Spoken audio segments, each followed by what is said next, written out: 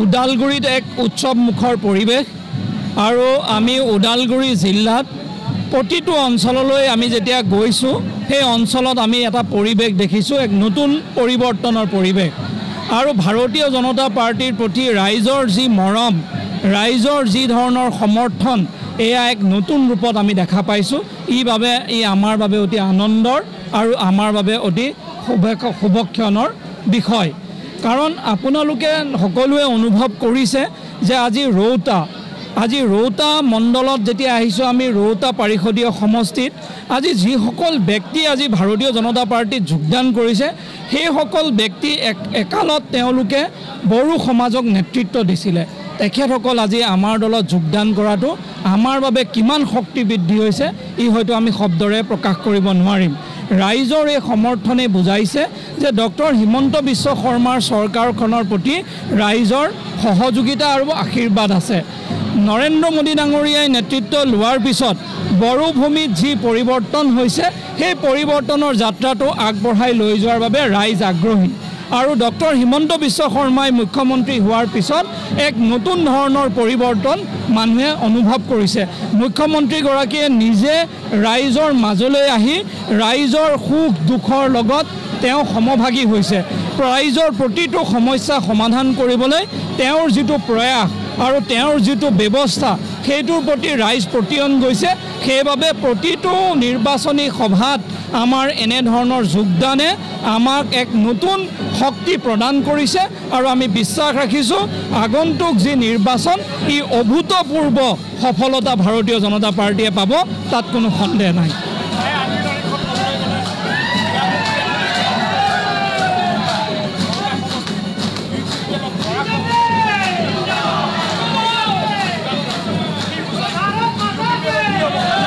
চাওক আমি কোনোবা দলৰ বিষয়ে ক'বলৈ নাযাওঁ ভাৰতীয় জনতা পাৰ্টিৰ উত্থান হৈছে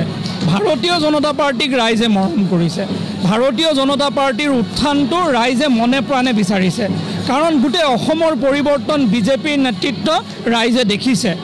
ভাৰতৰ পৰিৱৰ্তন ৰাইজে দেখিছে সেইকাৰণে এইবাৰ বিটিআৰৰ পৰিৱৰ্তন ভাৰতীয় জনতা পাৰ্টিৰ মাধ্যমেৰে হোৱাটো ৰাইজে বিচাৰিছে সেইকাৰণে বিভিন্ন দলত ৰাইজ আছিলে কিন্তু আজি সকলো দলক পাহৰি আজি ভাৰতীয় জনতা পাৰ্টিৰ প্ৰতি ৰাইজ একাত্ম হ'ব আহিছে আৰু ভাৰতীয় জনতা পাৰ্টিৰ প্ৰতি মানুহৰ বিশ্বাস আছে কাৰণ আমাৰ নেতৃত্বই যি কয় সি বাস্তৱত ৰূপায়ণ হয় সেইকাৰণে মিছা কথা ভাৰতীয় জনতা পাৰ্টিয়ে নকয় আমাৰ নেতৃত্বই নকয় সেইকাৰণে এই সমৰ্থন আৰু অনাগত দিনত আৰু সমৰ্থন আপোনালোকে এনেকৈ দেখা পাব আমি যথেষ্ট বিশ্বাসী আৰু আত্মবিশ্বাসী হৈ আছোঁ বছৰ আমি 17 বছৰ বিপিএফ চৰকাৰ দেখিলোঁ বিটিচি অঞ্চলত তাৰপিছত আমি 5 বছৰ দেখিলোঁ ইউপিপিএল চৰকাৰ আমি সুস্থিৰ পৰিৱেশ ৰাইজৰ মাজত যিটো সন্তুষ্ট সকলো জনগোষ্ঠীৰ শান্তি সম্প্ৰীতি উন্নতিৰ যিটো পৰিৱেশ আমি এইটো দেখা নাই গতিকে ভাৰত দেশত যিটো বিজেপি চৰকাৰ অসমত যিহেতু বিজেপি চৰকাৰ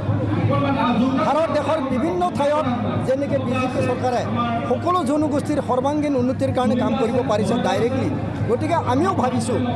বিটিচিবাসী ৰাইজে ভাবিছে যে আমি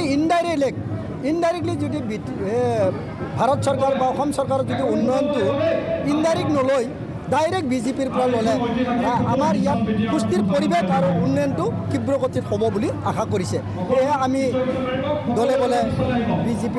বিজেপি দলত আমি যোগদান কৰিছোঁ আজি মোৰ দেন 400 আৰু বহুত আছে কম দিনৰ ভিতৰত আৰু 7,000 মান আৰু 700 মান আৰু যোগদান কৰিম কথা আৰু কামেৰে অমিল থাকে কথা আৰু কামত যেনেকৈ আমি দেখিব লাগিছিল আমি দেখা নাই সেয়েহে আমি আশা কৰিব পৰা নাই যে এই পৰিৱৰ্তনৰ দ্বাৰা সকলো জনগোষ্ঠীৰ উন্নতি বা সকলো জনগোষ্ঠীৰ কাৰণে সুস্থিৰ এটা ৰাজনৈতিক বাতাবৰণ আনিব পাৰিব বুলি আমি বিশ্বাস পোৱা নাই নেতৃত্বত এটা ভুল আছে গতিকে আমি সৰু আঞ্চলিক দলৰ লগত নাথাকি ডাইৰেক্ট এটা সাগৰৰ সম এটা ৰাজনৈতিক দলৰ লগত থাকি আমাৰ বিটিআৰ অঞ্চলৰ সকলো জনগোষ্ঠীৰ উন্নতিৰ প্ৰয়োজন বুলি আমি